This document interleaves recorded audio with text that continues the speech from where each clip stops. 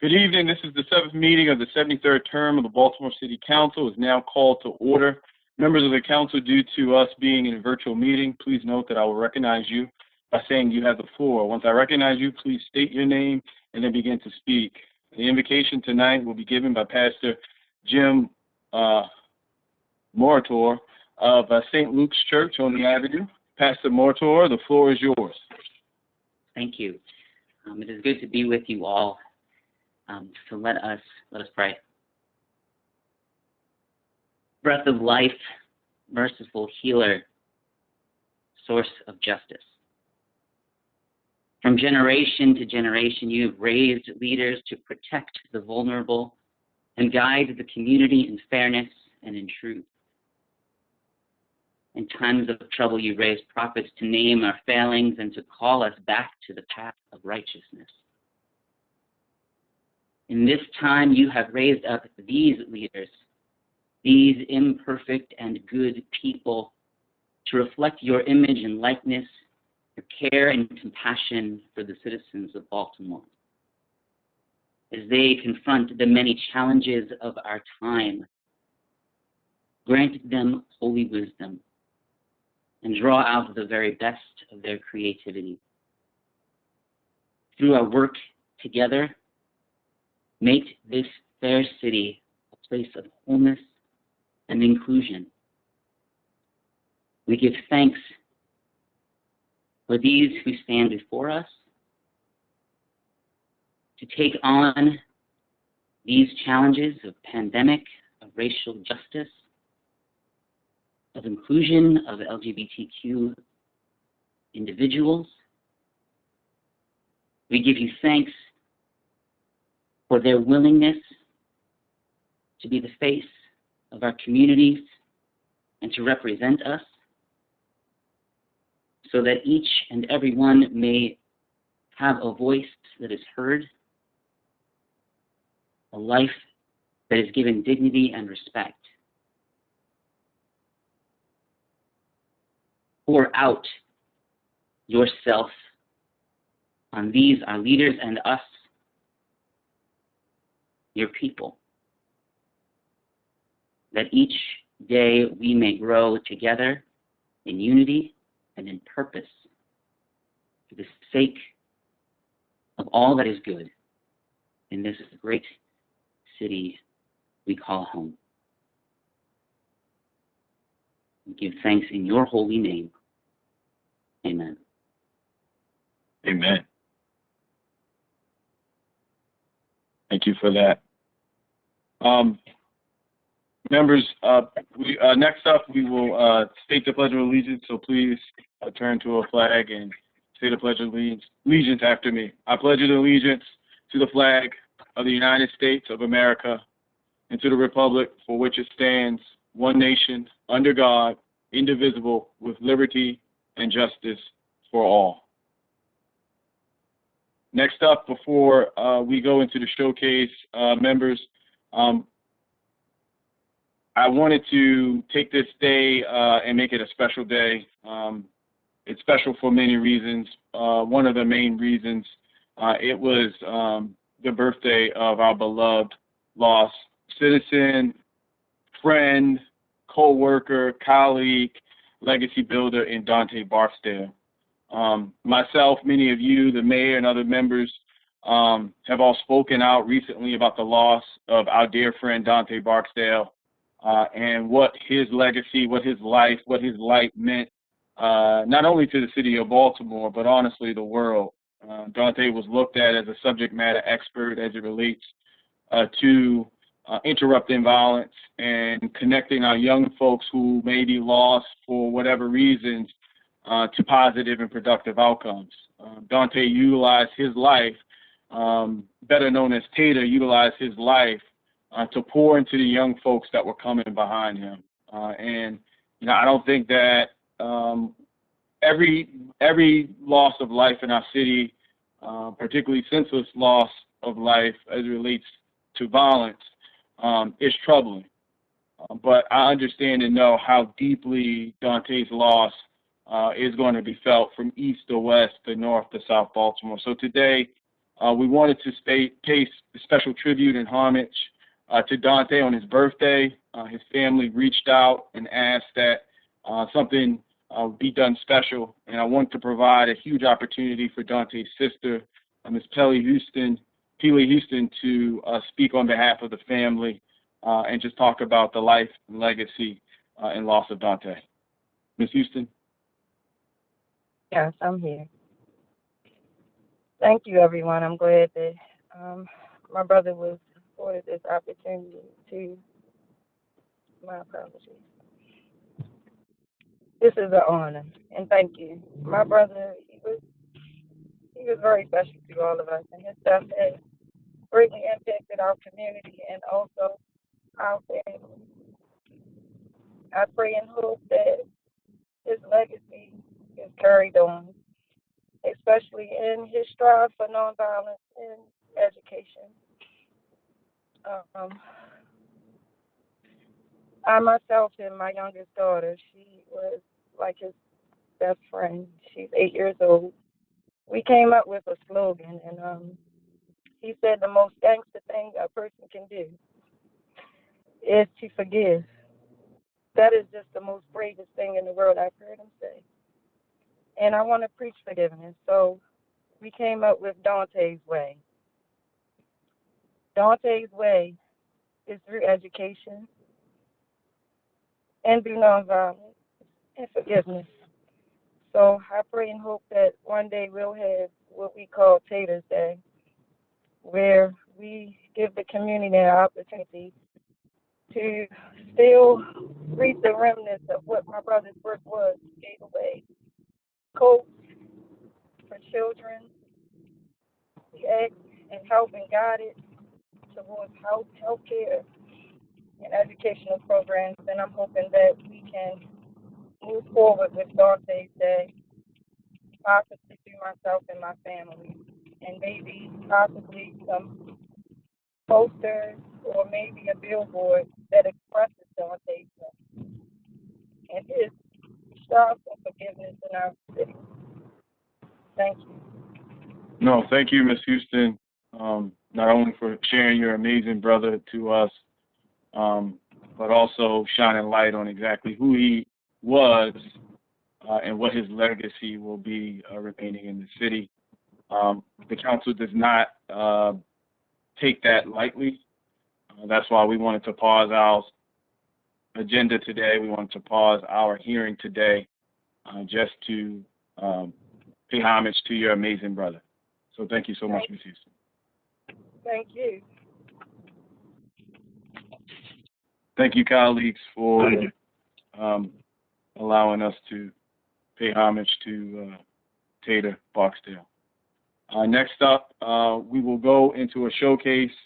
I thought that this was kind of consistent with falling after our honoring of Tater, because we know how much he loved and poured into young folks behind him. And today, we get to honor a young woman who many of you know as our council page, Miss Ayanna Zinzele Rushing. She's been with us for quite some time. She was here in the previous council. She carried over. She constantly showed up during COVID. She was always prepared, always on time. Truly, truly appreciative of all the work that she's been able to do just in the past 100 days for this council. But I know that that was also indicative of what she was able to do for the previous council term. Ms. Ayanna was placed with us through the Maryland Youth in the law. She's a student at Bard Early College, high school. Members, a copy of Ayanna's paper can be found on your desk. So right now, Ms. Zinzele Rushing, the floor is yours. Thank you. Okay, let me share my screen. Oh, Lord, I'm sorry. You want to say a couple words for you? Okay. All right.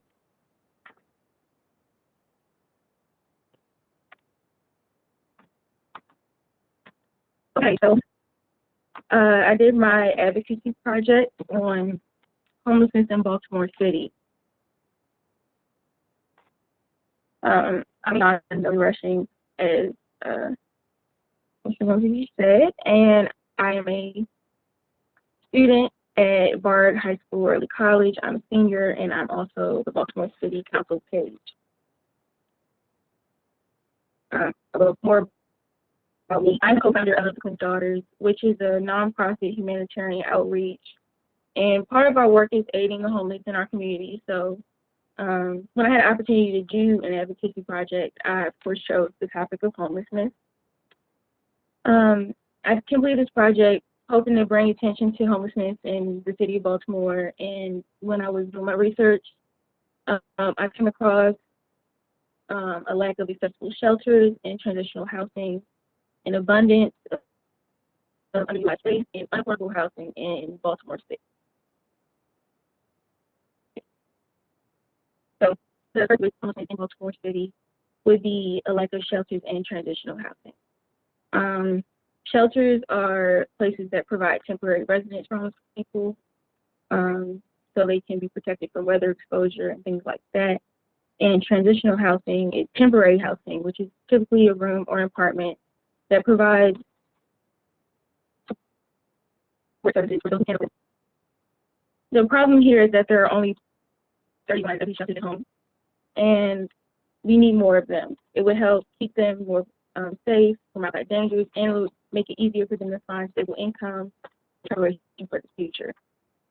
Second issue is underutilized space.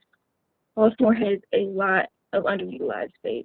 It can be used for the benefit of homeless people. This is a map of vacant properties projected for demolition in the summer of 2020. As you can see, it's highly concentrated in the number of large buildings projected for demolition. And these aren't all the vacant properties. These are just the ones that are being demolished, summer 2020. And within the past year, we've had 1,622 vacant buildings. This space can be used more productively. Like, for example, we can make them into resource centers, job development programs, education, health service programs, or simply just as dwelling space. We just find more effective ways and more efficient ways to make the rest of these people more comfortable, eventually lead them out of homelessness. Third issue that I talk about in my project is the lack of affordable housing. Property taxes in Baltimore City are high, and most people cannot afford their living situation, so that creates a lack of affordable housing. Property taxes are 1.72%, and as you can see, that's high on in comparison to the other counties in Maryland, where about here with the longest. Property taxes are too high for the citizens of Baltimore City, and they should be lowered. Maybe Baltimore City can, the Baltimore City Council can provide tax vouchers for residents to offset this price a little bit. The decrease in the tax rate would make housing more affordable and would decrease homelessness because housing would be more accessible. So, in conclusion, for my advocacy project, I found that there is a lack of accessible shelters and transitional homes. There's unaffordable housing and an abundant unutilized space. So I'm asking the council to move these funding in a way that will help provide homeless people with these programs or these amenities, whether that's rebudgeting, fundraising, vouchers, just for us to get it more in the conversation so we can repurpose the space and make housing more available and make the lives of these people in our community better, which would in turn make our city better. So thank you for your time. No, thank you. We sincerely appreciate your presentation, your advocacy, and definitely your assistance. Again, not just with the previous council, but with the current council. You have definitely been part of the glue that's kept us running smoothly in very difficult and challenging times. Again, your responsiveness, your timeliness, you're willing to just kind of pitch in during very difficult situations truly shows exactly who you are. But it also shines a huge bright light on the future that we have with young folks like you all across this city. So I know you're going to be with us for a few more meetings, but I just want you to know how much we value your help and your assistance, and we look forward to supporting you for years and years to come. So if I ask at this point for the council to give Ms. Sayana a huge round of applause for all that she's done for us and what she means to the city and what she'll do in the future. So thank you. Thank you. No, thank you. Look at that, round of applause. Next up, we're going to go to roll call. So clerk, please call the roll.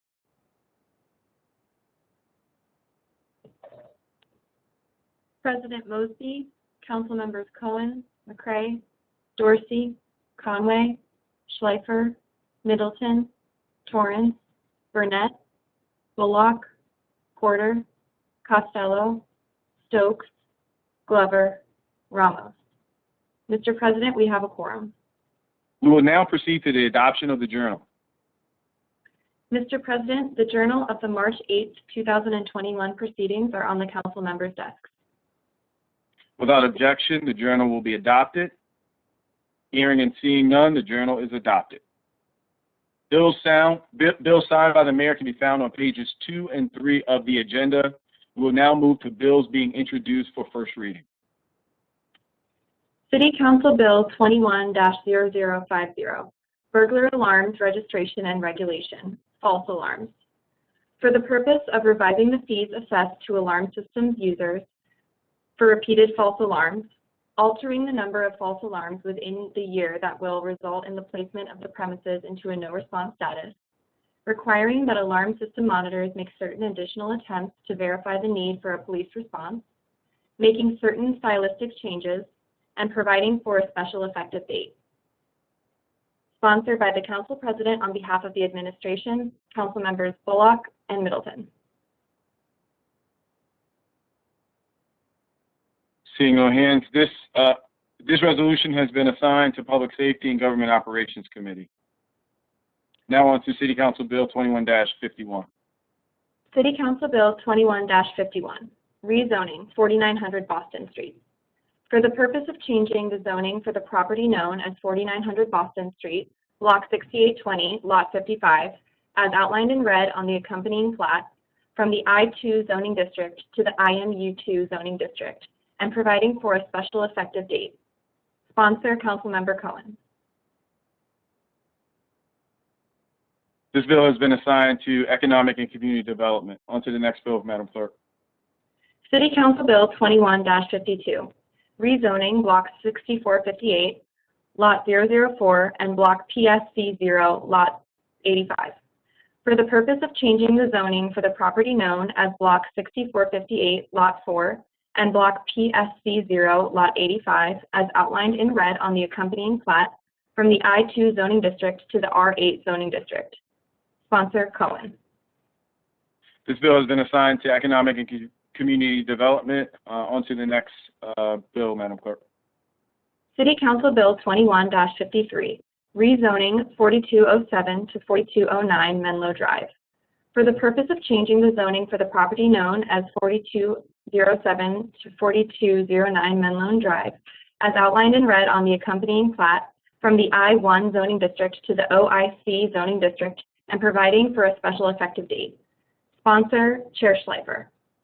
This bill has been assigned to Economic and Community Development Committee. On to the next bill, Madam Clerk.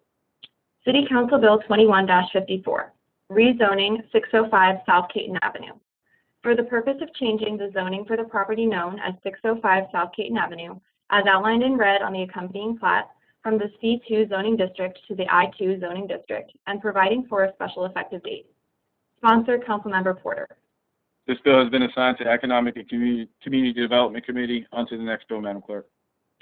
City Council Bill 21-55, Zoning, Conditional Use Retail Goods Establishment with Alcoholic Beverages Sales, 2600 North Howard Street. For the purpose of permitting, subject to certain conditions, the establishment, maintenance, and operation of a retail goods establishment with alcoholic beverages sales on the property known as 2600 North Howard Street, as outlined in red on the accompanying plat, and providing for a special effective date. Sponsor, Chair Stokes. This bill has been assigned to Economic and Community Development Committee. On to the next bill, Madam Clerk. City Council Bill 21-56, Urban Renewal, Canton Industrial Area. For the purpose of amending the urban renewal plan for the Canton Industrial Area to revise the boundary of the plan to remove a certain property, replacing certain exhibits to reflect the change, waiving certain content and procedural requirements, making the provisions of this ordinance severable, providing for the application of this ordinance in conjunction with certain other ordinances, and providing for a special effective date. Sponsor, Councilmember Cohen. Will the gentleman from the 1st District like to speak on this bill?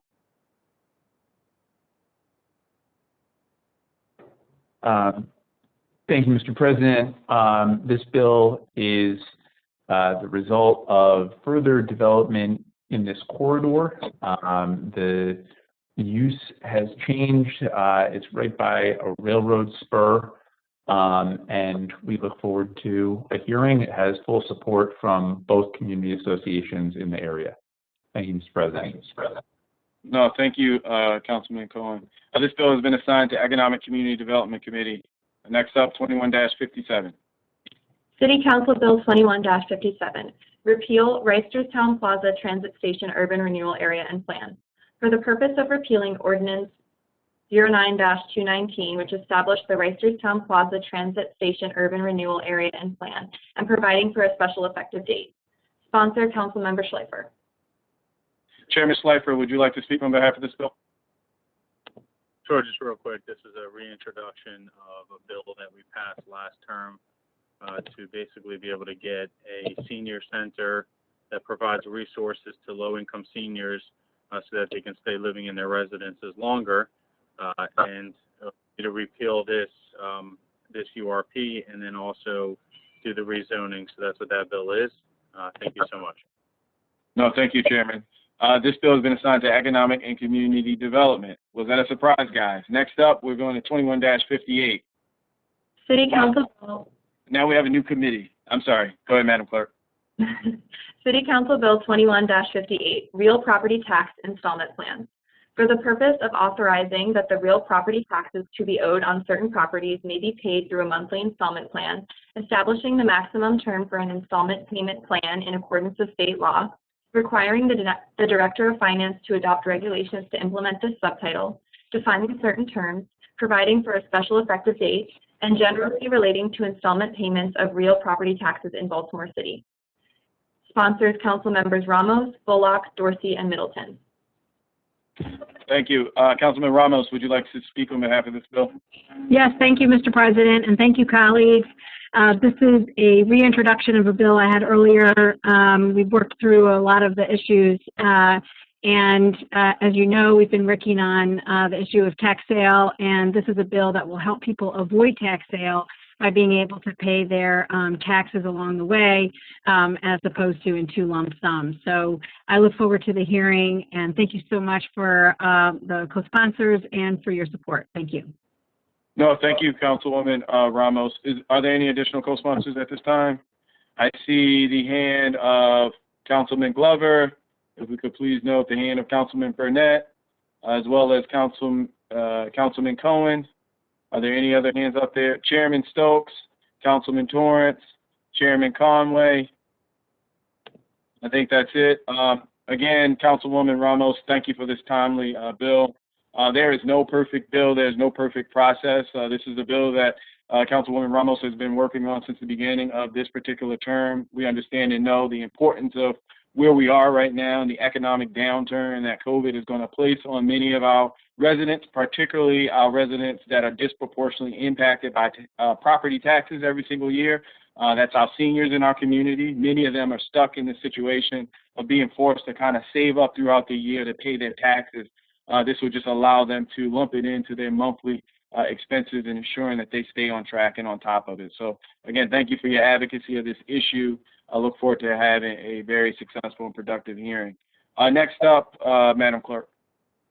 City Council Bill 21-59. I'm sorry, Madam Clerk, if we could go back. 21-58 will be assigned to Ways and Means Committee. Now on to 21-59, Madam Clerk. 21-59, Study and Report Succession Planning.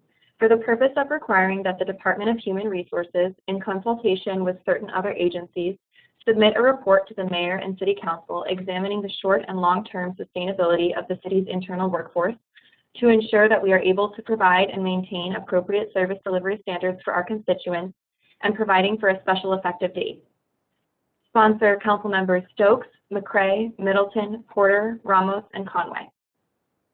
Chairman Stokes, the floor is yours. Thank you, Mr. Chair. Our employees are the greatest asset that we have in delivering city services to our constituents, but a large number of those individuals are eligible for retirement and will be leaving the city over the next couple of years. For decades, government employment has opened doors to middle-class life. It allows individuals to buy homes, raise families, and build lifelong friendships with colleagues. In anticipation of this transition, we need to take a proactive approach to forecast the management and workforce needs of the city over the last 5 years. But more importantly, this legislation will look at what systems currently in place or need to be created to aggressively hire and promote current Baltimore City resident employees to these promotions. So as we continue to advocate for workforce opportunities for our residents and our young people, we must provide pathways into city government that will create generational change. I appreciate my colleagues' support and look forward to a thoughtful dialogue. Thank you, Mr. President. No, thank you, Chairman Stokes. Again, this is another very timely bill. We know institutional knowledge is critical to the operations and functions of the city of Baltimore. Succession planning, whether in a corporation or in public sector, is critical for the upkeep of effective and efficient operations. I think this is timely not only as it relates to providing upward mobility for many city workers that look to kind of move up the ladder and look to move in other job capacities, but also as we talk about local hiring, we talk about, you know, elevating our young folks to some of these other positions. It gives us that front to end load associated with not only succession into other jobs and upward mobility, but also the succession into our young folks having access to these entry-level city jobs. So again, I think this is very timely. I look forward to a very productive hearing on that. This bill, do we have any additional co-sponsors? I'm sorry. I think I see the hand of Councilman Glover, Chairman Costello, Councilman Cohen, Councilman Torrance, and Councilman Burnett. So if we could please note that. That bill has been assigned to Public Safety and Government Operations Committee. Next up, the resolutions to be introduced. Clerk, please read the resolutions. Resolution 21-35R, informational hearing, passing through Baltimore City Public School students. For the purpose of urging the Baltimore City Public School System CEO to explain to the City Council why students are being promoted or passed through to higher grade levels when the students are academically unprepared to move beyond their current grade level. Sponsors Council Members Stokes, Bullock, Ramos, Porter, and Middleton. Chairman Stokes, the floor is yours. Thank you, Mr. Chair. I move to suspend the rules 10-2 and 10-3, call for a hearing for Council Bill 21-0035R. Hearing and seeing no unreadiness. Please proceed. This particular bill, I'll call for a hearing on April the 8th at 5 p.m. It will be virtual with the Education and Workforce Development, and it will be televised on Charm City 25.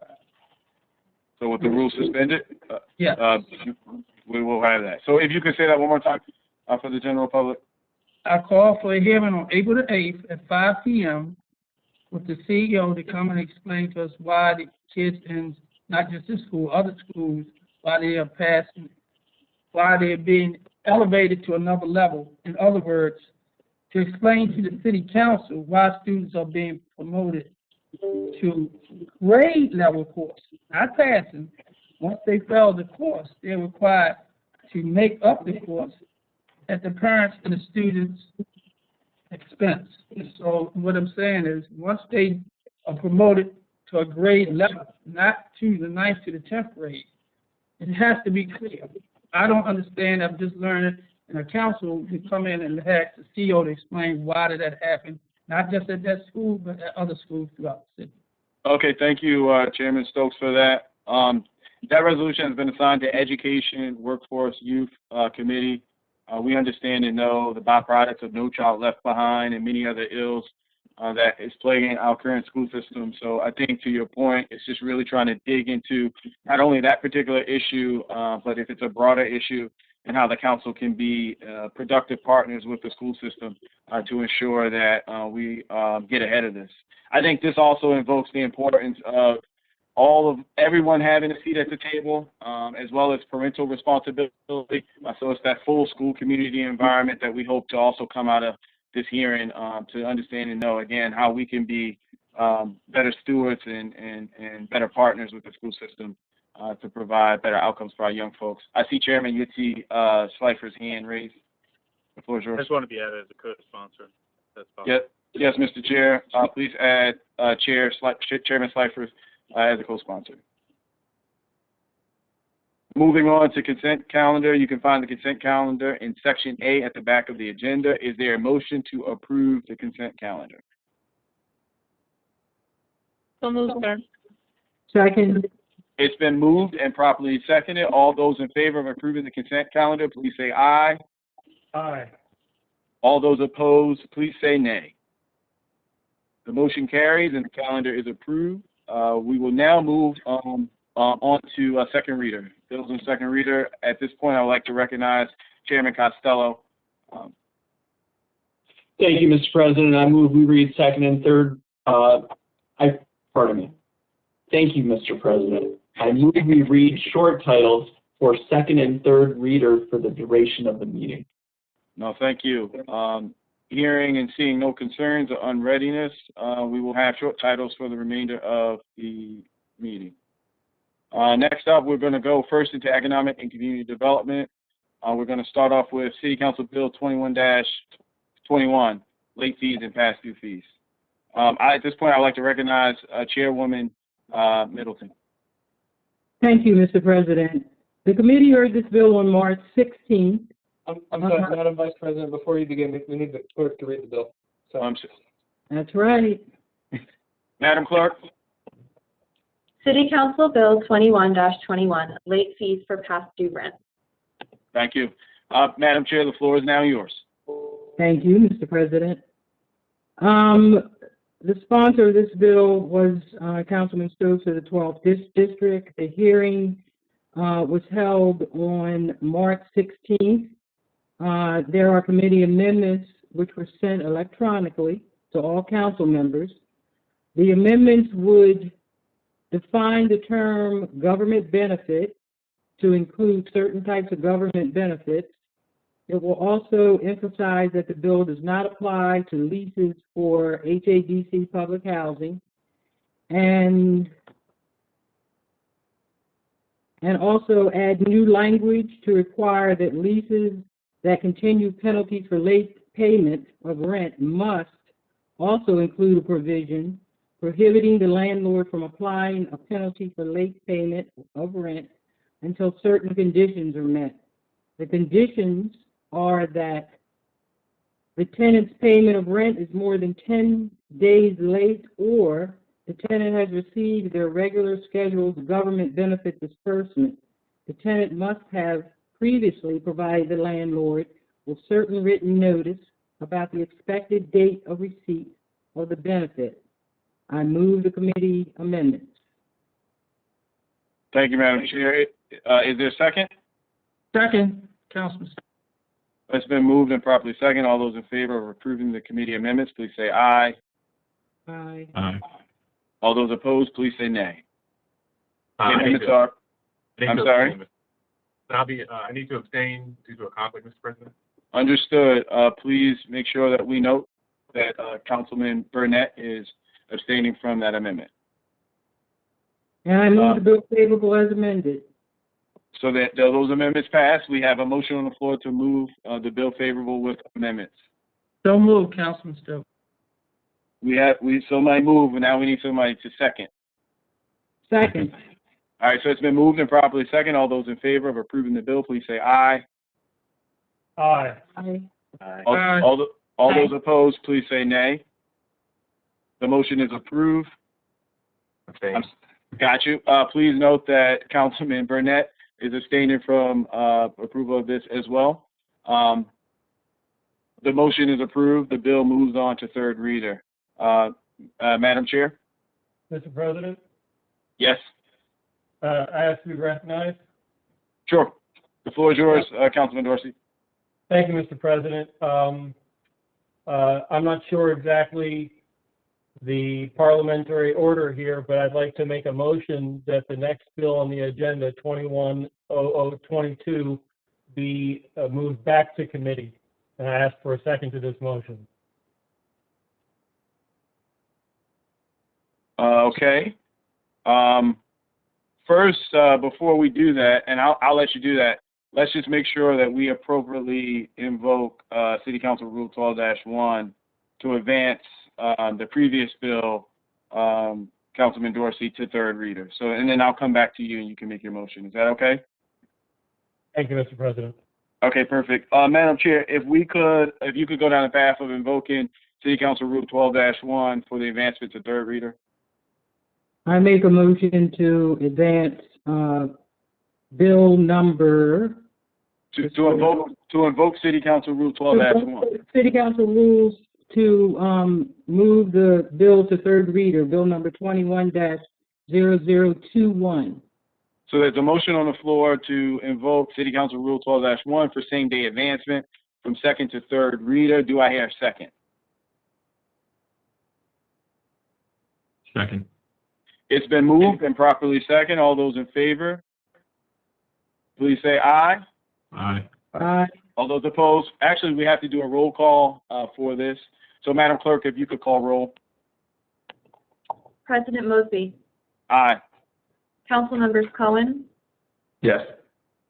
McCray, Yes. Dorsey, Yes. Conway, Aye. Schleifer, Yes. Middleton, Yes. Torrance, Sorry. Had issues with my thing. Aye. Burnett, Abstain? Bullock, Aye. Porter, Aye. Costello, Aye. Stokes, Yes. Glover, Yes. and Ramos. Yes. The ayes have it. The bill moves on to third reader. Madam Clerk, please call 21-22.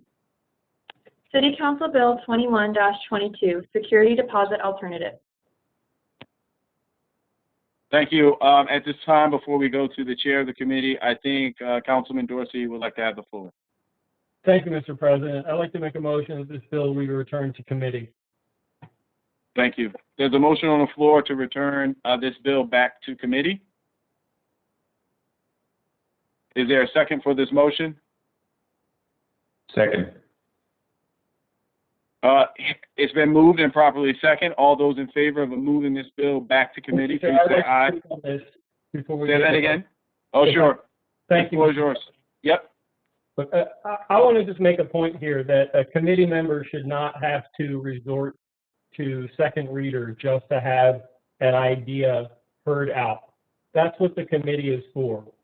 By the time the opportunity, by the time that a bill comes to second reader, the opportunity has already passed to allow information to be presented by experts and examined by committee members and deliberative action to be taken on a recommendation by the committee. And the process of the committee with this bill was undermined. Concerns that warranted consideration were barred from being raised or treated with hostility. Please, Councilman, please do not invoke motivations from other members of this council. Please speak on the bill as it relates to your concerns and your particular issues. I'm sorry, Mr. President. Hold on, Madam Vice President. It's still Councilman Dorsey's floor. But we will not speak on the motivations of other members of this body. So please speak on what's germane to your concern about where we are in the process. I think the floor is yours. Please continue. Yes, sir. I don't believe that I've spoken to any motivations, but I do believe You said the that way that the process continue, it undermines. So that would be motivation from someone to do something to undermine the process. I disagree that that's a characterization of motivation, but I'll move on. Thank you. Look, I'll leave it at that then, Mr. President. But I will say that I don't believe that I've spoken to anybody's motivations. I believe that it's fair for me to say that that concerns that warrant consideration were not heard out, and the attempt to raise such concerns were plainly treated with hostility. I don't believe that to say that they were treated with hostility speaks to motivation, only comportment. Thank you. I agree to your hostility statement. But that's also a matter of subjectivity. So understood. Right now, I believe that there is a motion, as well as been properly seconded on the floor, to move this bill back into committee. All those in favor, please say aye. I believe a roll call vote was requested. Oh, you requested a roll call, Madam Chair? Yes. So, Madam May President, I speak? I didn't. I'd like to speak on this first, and then we can do a roll call. Madam Chair, the floor is yours. I just want to talk about this bill a little bit first, and then we can do the roll call vote. So this bill, we have been working on this bill, or I have been working on this bill with the council president's office basically since December to get prepared for it to be introduced on January 11th. It was introduced on the 11th. It was a month. Then we scheduled a hearing on February 9th. And the hearing was at least 2.5 hours long, lots of public testimony, questions from the committee. Then we had a work session a month later, mainly to address the amendments that came from that committee hearing. I want to say that this is a brand new piece of legislation, yes, but it's an important piece of legislation. Our country is experiencing a pandemic now. We're in the people are having financial difficulties. Some are being evicted, and many are becoming homeless. Some are in the process of renewing rental leases or signing new leases. Landlords require a lump sum security deposit for rentals at this particular time. This bill helps people manage their finances and adequate, affordable housing. For those who cannot immediately afford to pay a lump sum security deposit, this bill provides only two alternatives. We need to start somewhere now. Option A, is a 3 installment payment, and it's refundable. And then there's the option B, rental security deposit insurance, which is not refundable, but each option is different. Both options, however, help tenants to pay their required security deposits. This is all about security deposits. There are other cities that have this in motion now, like Cincinnati, Ohio, Atlanta, Georgia, Philadelphia, New York, are using similar options to help tenants pay security deposits. Just this week, Miami passed a similar bill. We talked about surety bonds. The committee discussed surety bonds and insurance. The state law allows landlords to refuse to accept surety bonds. The bill only requires landlords to accept from the tenant one of the two options for paying a lump sum security deposit. We are fortunate to have the Maryland Insurance Administration that regulates all insurance companies. We brought up, it was in the discussion of walkthrough inspections. The committee also discussed the inspections of rental units. According to the law department's report, state law also addresses inspections of rental properties. You know, there was discussion there.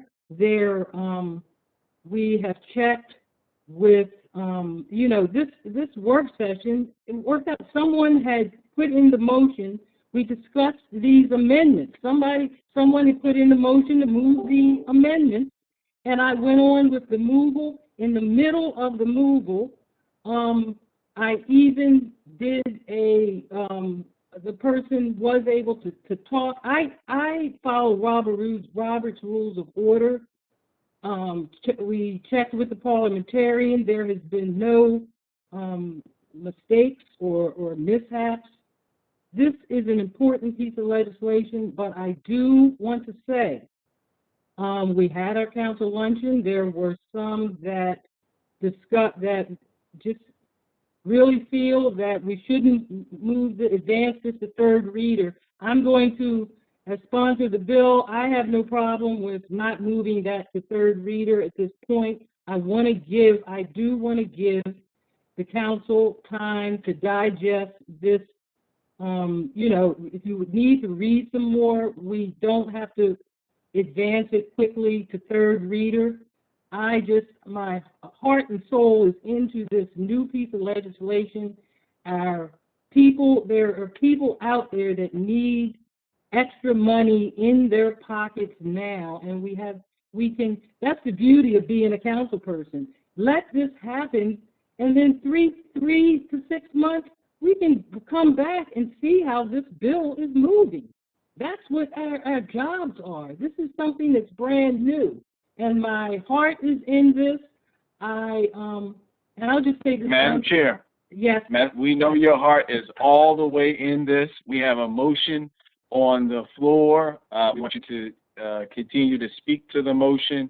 Do you have anything else other than all that's in your heart about this bill regarding this particular motion? I do like to thank, there were so many people that were involved in this bill from early on, and before. Madam Chair, you are not speaking to the motion. Okay. All right, you will have time to speak as it relates to your vote, but I don't want to get too far away from our motion. So we have a motion on the floor to send this back to committee. It's been moved. It's been properly seconded. I think we're at the point, Madam Chair, of where we're going to ask the clerk to call roll. Madam Clerk, please call roll.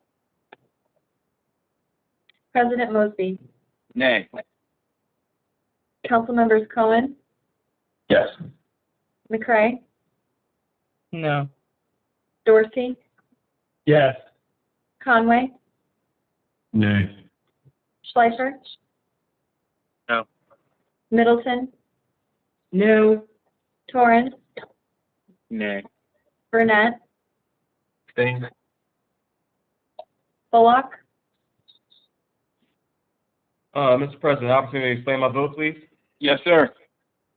So again, I just want to say I appreciate all the work that's gone into this bill. I am a member of the committee. I know that there were some questions around the bill and some potential amendments that were offered. I had some amendments that I was looking to possibly offer and decided not to do so. I do appreciate the chair of the committee speaking to some of the concerns that folks had and giving opportunity for folks to look into the bill and not move it to third reader this evening. Same time, I also have deep respect not only for the President's office, but also our colleague, Councilman Dorsey, who also had some questions and brought up this motion tonight. I'm sensitive to some of the points that he raised. I also recognize the importance of trying to get this done in a more efficient and expedited fashion. So at this point, I will vote no on the motion. But again, I appreciate the sentiment offered in terms of wanting to return to committee. So my vote is no. Thank you, Councilman Bullock.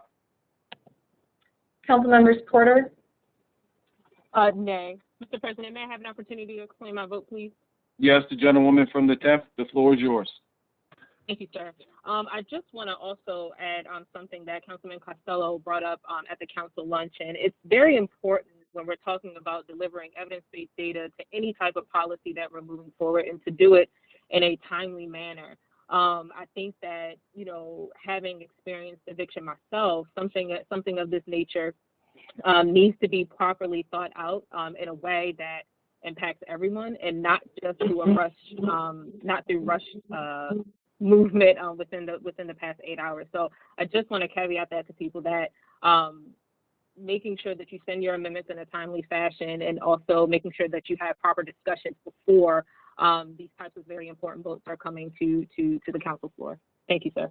No, thank you for adding that, Councilwoman Porter. Councilmember Costello, Nay. Stokes, Hey. Glover, Nay. and Ramos. Yes. I think the nays have it. Thank you for your motion, Councilman Dorsey. It fails. Next up, Chairwoman Green Middleton. The floor is yours. Okay, so, We need to go into committee amendments. okay, so, do we need to, so we gotta finish up 21-0022? Yes, we have to approve the committee amendments so we can approve it for second reader. Mr. President, point of order. Committee heard. Yes. Hold on 1 second. Point of order. Yes. Thank you, Mr. President. Did the clerk read this one? Yeah, we read it in first. Thank you. I got confused there. Thank you, Mr. President. No, thank you. Yeah, I just wanted to make sure it was read. So the committee heard this bill on March 16th, 2021. There are committee amendments which were sent electronically to each council member. In addition to striking certain language from the bill, the committee amendments would align the bill with state real property law, provide 2 additional options for a tenant to pay a security deposit. Option A is 3 installment payments, and option B is rental security deposit insurance, and continue to allow the landlord to use certain standards for tenant qualifications, and continue to allow landlords to acquire regular renters insurance. I move the committee amendment. There's a motion on the floor to move committee amendments. Is there a second? Second. It's been moved and properly seconded. All those in favor, please say aye. Aye. Aye. All those opposed, please say nay. I move the bill favorable as amended. Okay, well, yep. Please note that Councilman Burnett of the 8th District would like to abstain from that vote as well. The ayes have it. Councilman Dorsey. Thank you, Mr. President. I believe that Councilwoman McCray and myself both have floor amendments to introduce. I'd like to take the opportunity now to introduce mine. Sure. Thank you, Mr. President.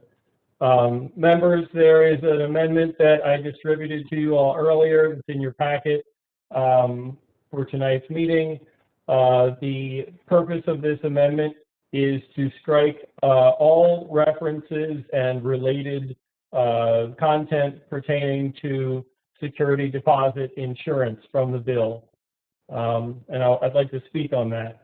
In 2005, Maryland Attorney General J. Joseph Curran came to a settlement finding that a company selling surety bonds, which this bill deceptively refers to as security deposit insurance, these companies were deceptive and predatory in selling these to tenants. 16 years later, what's changed?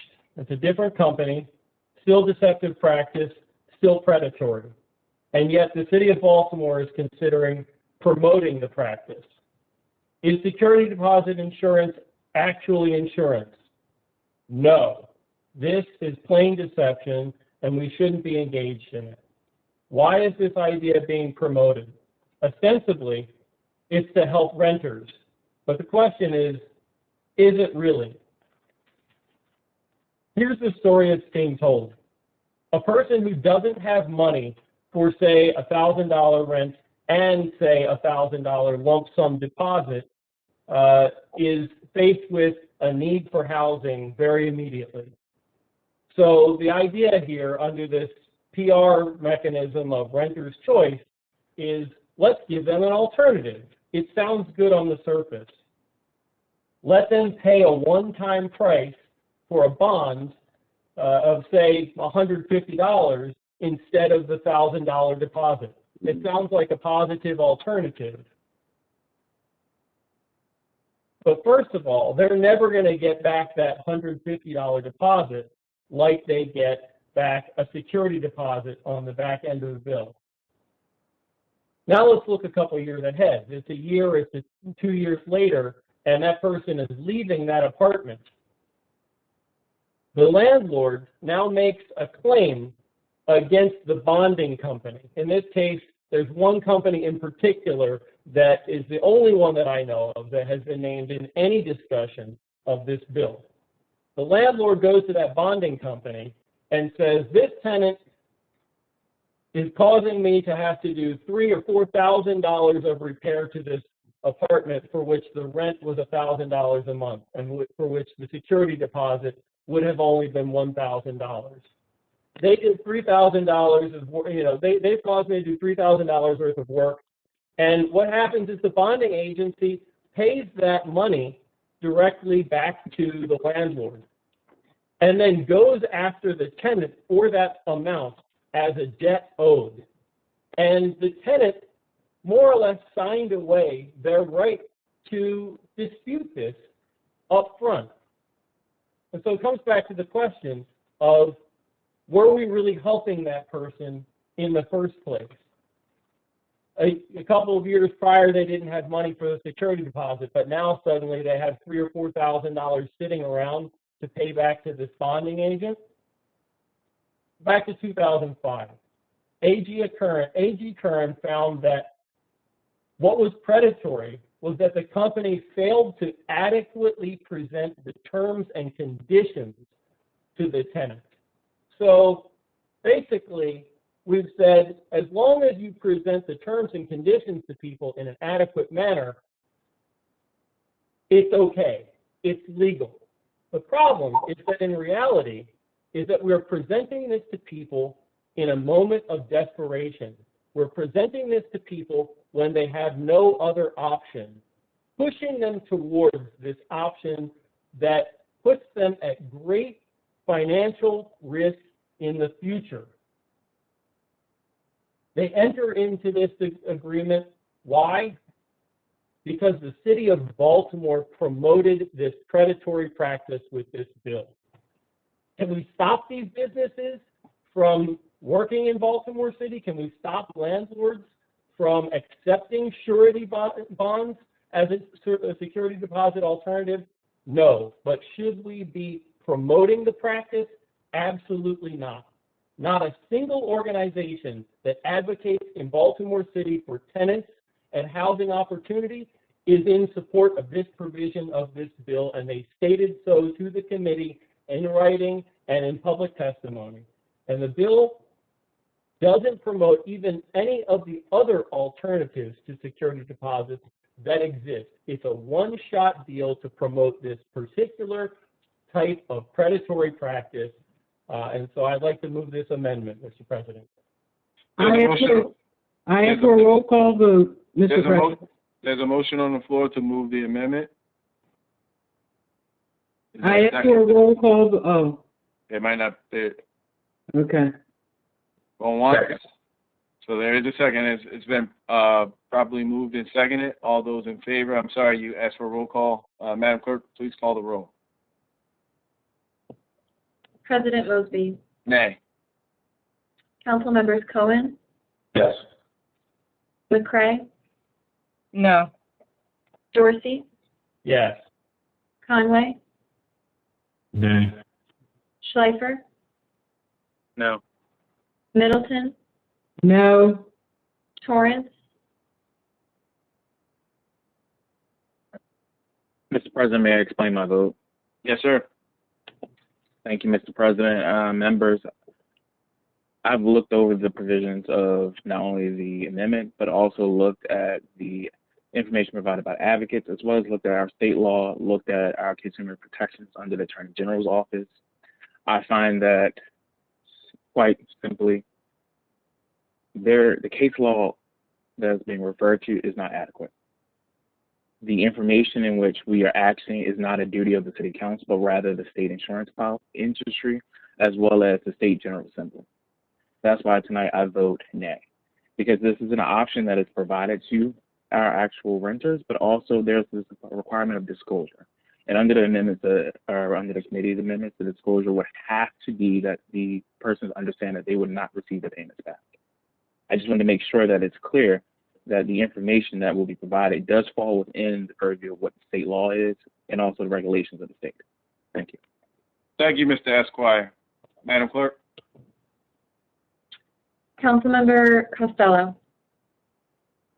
Sorry, I think you skipped, Mr. President, I think we skipped a couple of council members. It's back to the 8th. We're going to 8. Burnett. Pardon me, Councilmember Burnett. Abstain. Bullock. Nay. Porter. Nay. Costello. Nay. Stokes. Nay.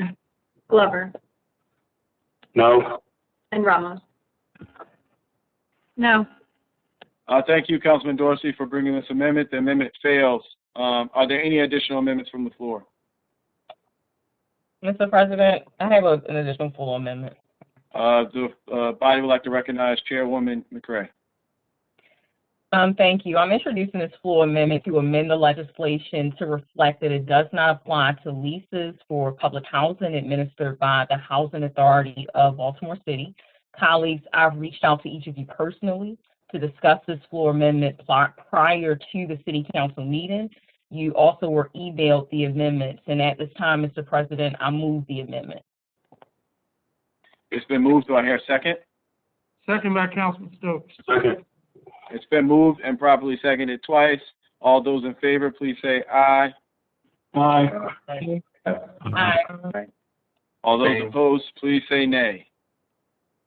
The ayes have it. There is one abstention from the gentleman from the 8th District, Councilman Burnett. Madam Chair? I move the bill favorable as amended. Is there a second? Second, Councilman Stokes. The bill has been moved and properly seconded. All those in favor, please say aye. Aye. All those opposed, please say nay. Nay. The ayes have it, and there's an abstention from the gentleman from the 8th District. At this point, Madam Chair, I believe it is your desire not to invoke the council rules to read it into third reader today. Is that accurate? That's accurate. We'll move through the normal process. You would like to give an additional week for additional session for the council to digest, to basically just to digest everything. Again, I think this is going to be just a wonderful start in helping our city. It's not just the pandemic. The pandemic has brought out so many things and so many issues.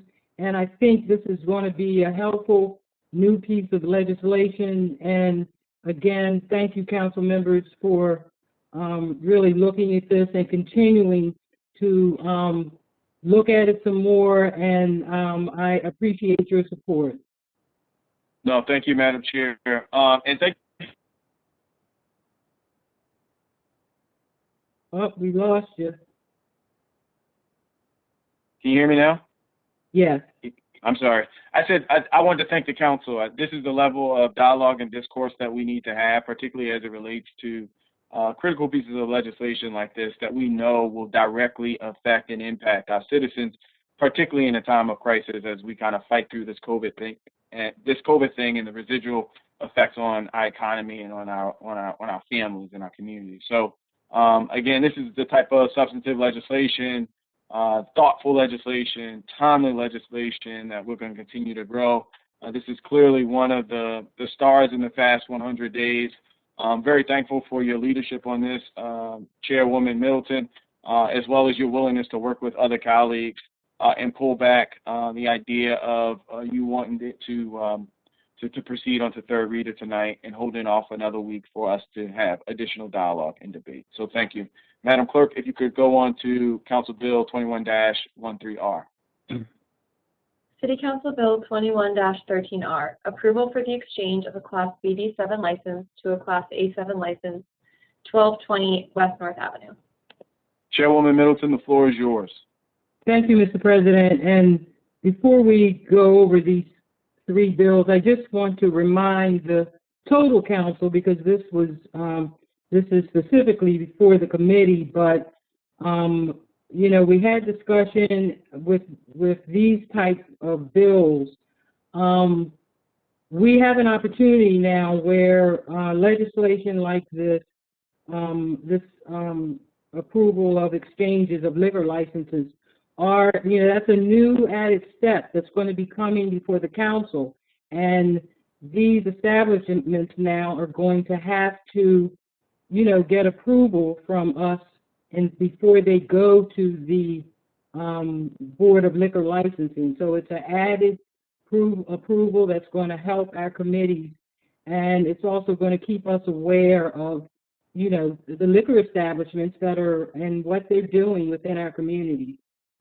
So this first bill, in fact, all three of them are Councilman Torrance's bills, and the first one is, as was mentioned, 21-0013R, and the committee heard this bill on March 9th. The committee recommended the bill is favorable. I move the bill favorable. I would like, I guess before we move that, I should have given an opportunity if Councilman Torrance would like to speak on all three of these before we go ahead and move the bills favorable. Thank you, Council Vice President. What's related to these bills? These bills are a part of a violence reduction strategy offered by Attorney Antonio Hayes in the 2020 General Assembly. What this does is require that these establishments create, parenting in the pandemic. Is that the establishments offer high definition cameras that are looking at access to the entry and exit of their actual establishments, but as well as their wells. It's also the angles capture things that are going on outside of those actual establishments. What we found through BPD data is that nearly the patterns of murders, rapes, as well as non-lethal shootings have occurred. Hopefully these cameras will help us in actually capturing such evidence that we can be useful to actually reduce violence, but also ensure that there is justice for others in the city. I just want to offer that as the understanding of why we're moving these. And also these establishments are actually allowing themselves to end or close early as well as open later.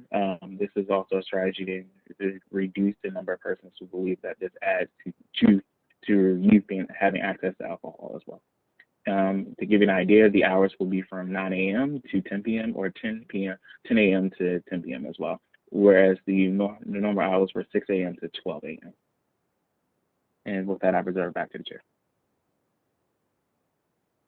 Madam Chair, I believe there's a motion on the floor. Is there a second for this bill?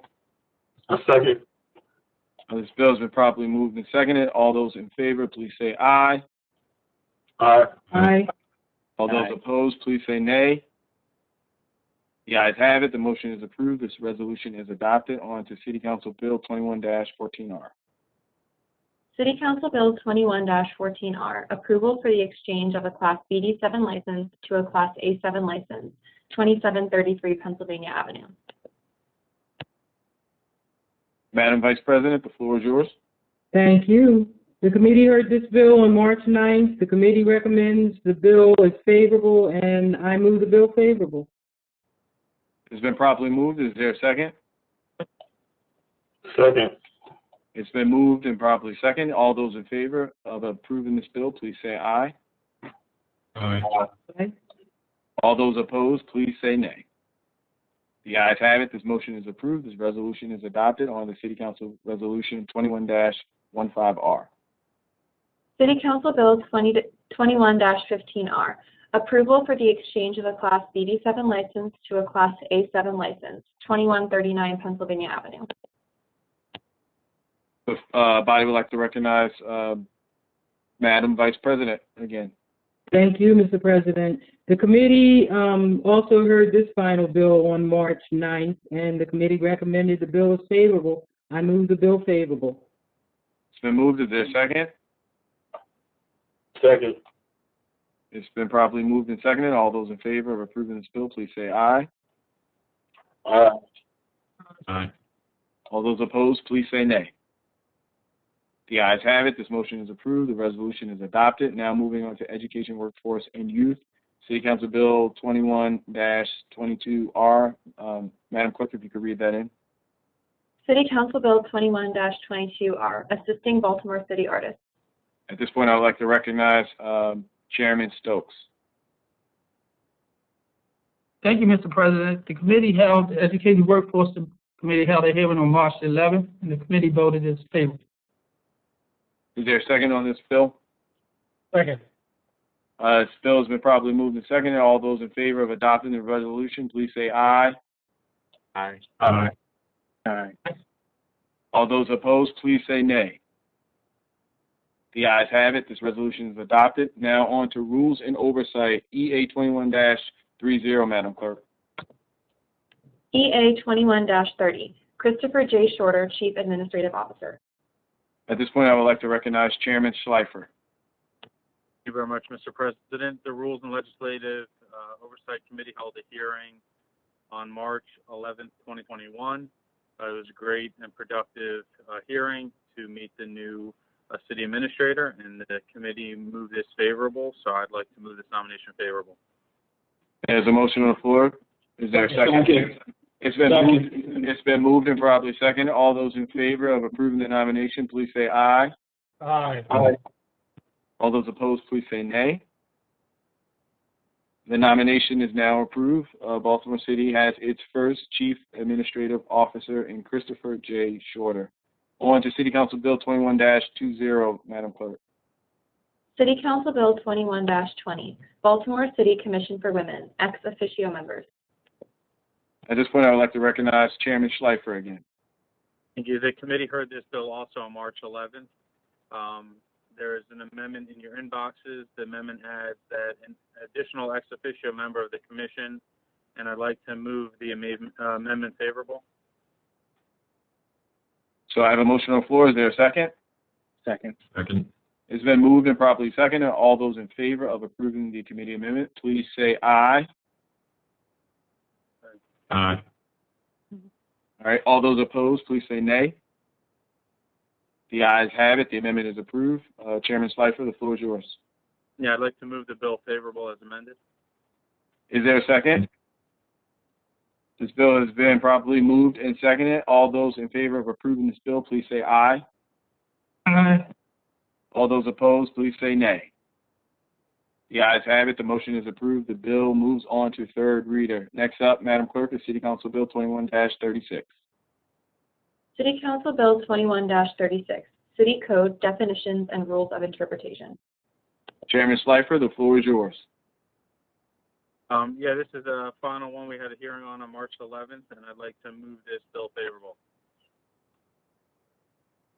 Is there a second? Second. It's been moved and properly seconded. All those in favor of approving this bill, please say aye. Aye.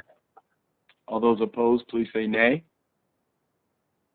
The ayes have it. The motion is approved. This bill moves on to third reader. Next up is Public Safety and Government Operations. Madam Clerk, if you could read in City Council Bill 21-18R.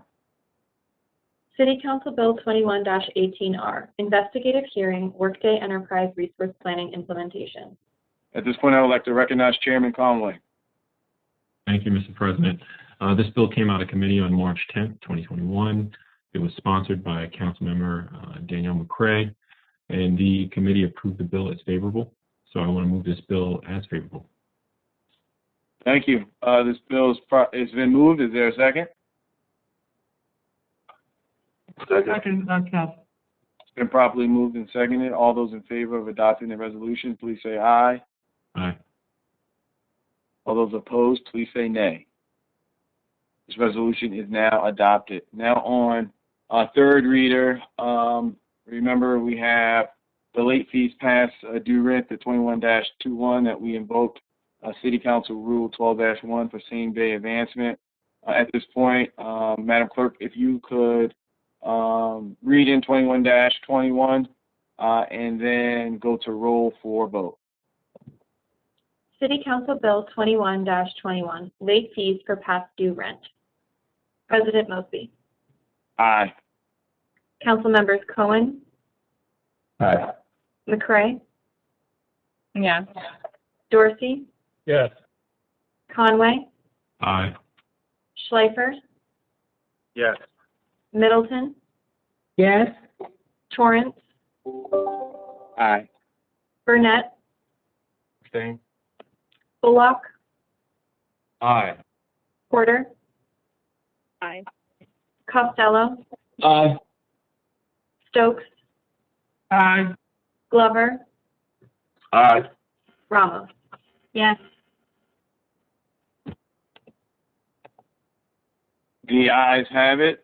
This bill, City Council Bill 21-21, late fees for past due rent, is now officially approved. Congratulations, Chairman Stokes, for that bill. This bill is approved. Now we're going to move on to bills on third reader.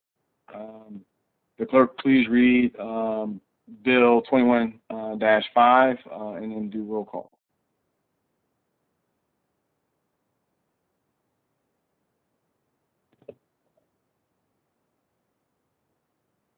21-5, zoning, conditional use conversion of a single-family dwelling unit to 2 dwelling units in the R7 zoning district. Variances, 810 Argonne Drive.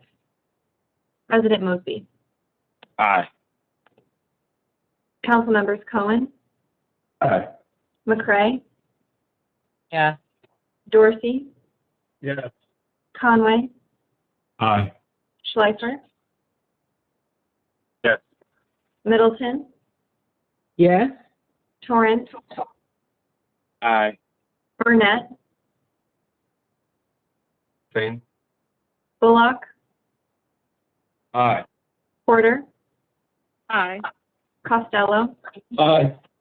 Stokes, Aye. Glover, Aye. and Ramos. Yes. This bill is approved. On to 21-6. Madam Clerk. 21-6, rezoning 407 Benioff Road. President Mosby, Aye. Cohen, Aye. McCray, Yes. Dorsey, Yes. Conway, Aye. Schleifer,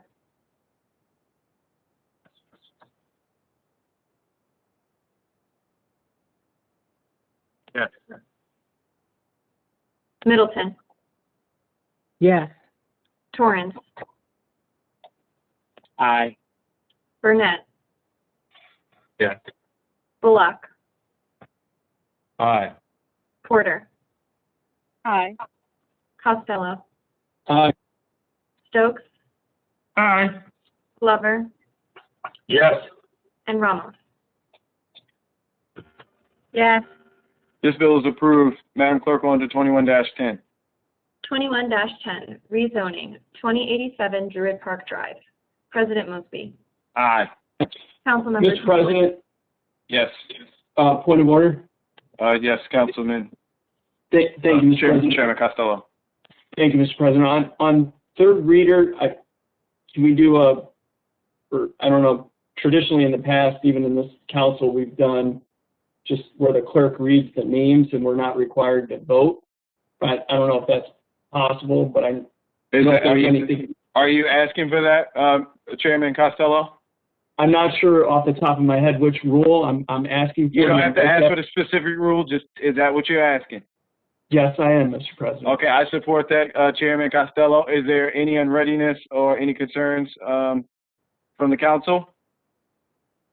Hearing and seeing none, Madam Clerk.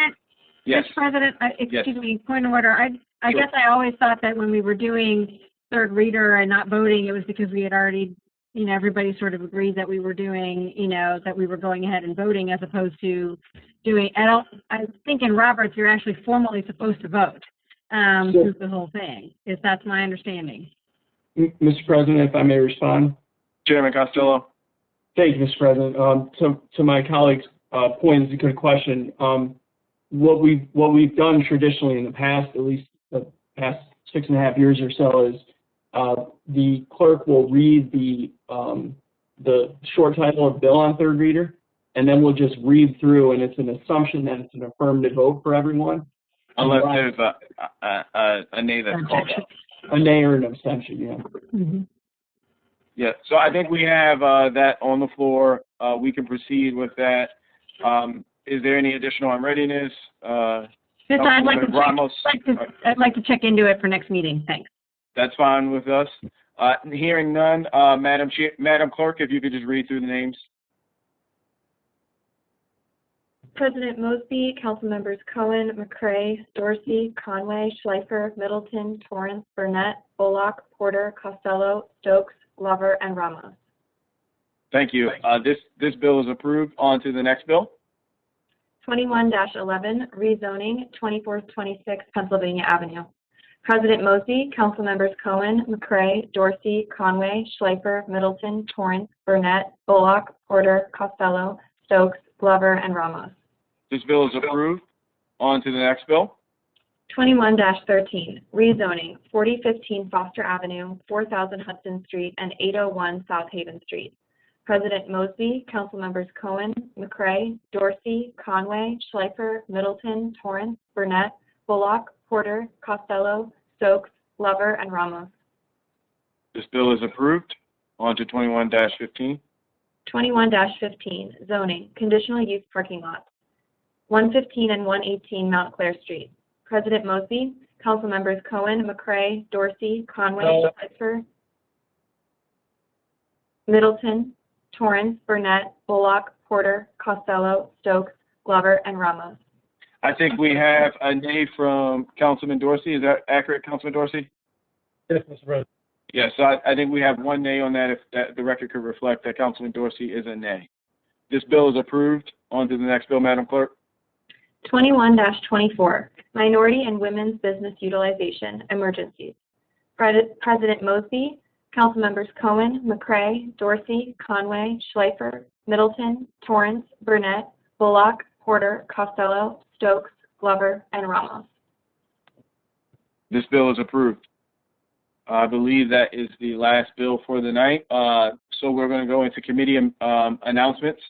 Chairs, when you hear your committee, please proceed with your committee announcement. First up, we're going to have Madam Vice President, as well as Chair of Economic and Community Development, Chairwoman Green Middleton. Thank you, Mr. President. There are no committee announcements at this time. Thank you. Next, we're going to move on to Education, Workforce, and Youth. Chairman Stokes.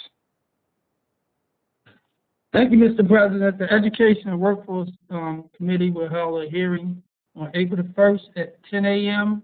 It's the succession and planning of bill. Also, the Education Workforce Development will be holding a hearing on April the 8th at 5 o'clock for the passing through of Baltimore City Public Schools. Thank you. No, thank you, Mr. Chair. Next up, Health, Environment, and Technology. Madam Chair McCray, the floor is yours. Thank you, Mr. President. There are no committee announcements at this time. Thank you, Chairwoman. Next up, Public Safety, Government Operations, Chairman Conway. Thank you, Mr. President. There are no committee announcements for tonight. Thank you. Next up, Rules and Legislative Oversight, Chairman Schleifer.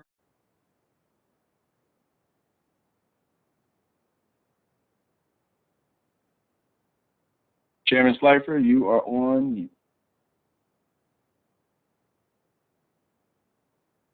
Sorry about that. It wasn't unmuting. I'd like to move to suspend rules 10.2 and 10.3 and announce the hearing. Hearing no objections, the rules are suspended. The Rules and Legislative Oversight Committee will hear bill number CC 21-0007R, a hearing for investigative hearing on the water billing system on Thursday, March 25th at 2 p.m., and this will be on Firm TV. Thank you. Thank you, Mr. Chair. Last but certainly not least, Ways and Means, Chairman Costello. Thank you, Mr. President. No announcements. No, thank you. So now we're going to move into, I'm sorry. Yeah?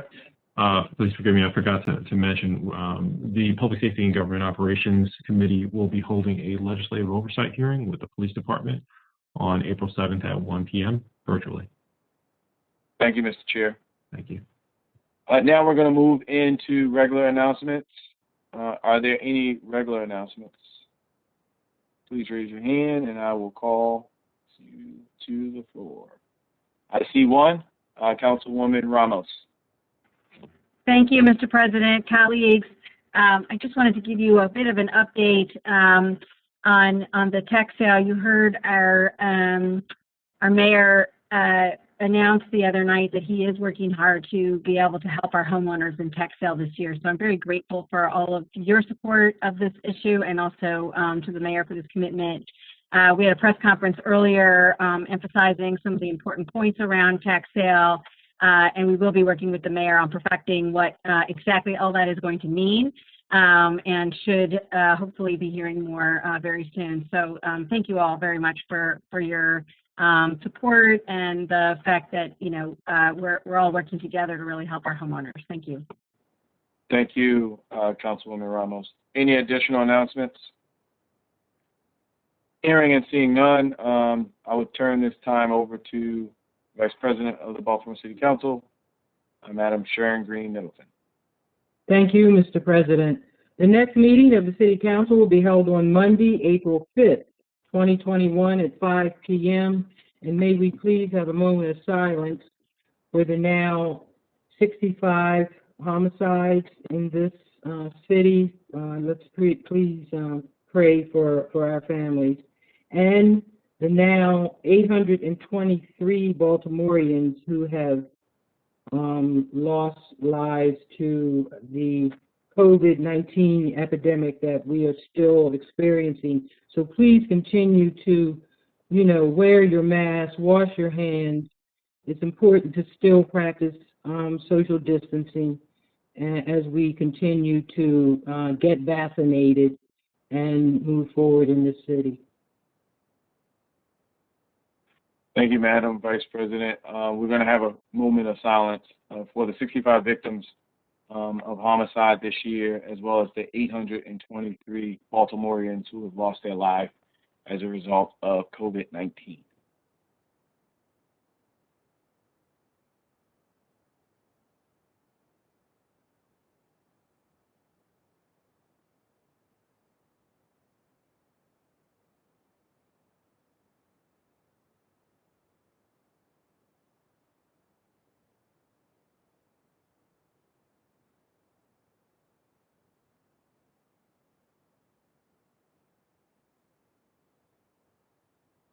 Thank you, everyone. There being no further business, this concludes the 7th meeting of the 73rd term of your Baltimore City Council. Love you, Baltimore. Thank you, guys.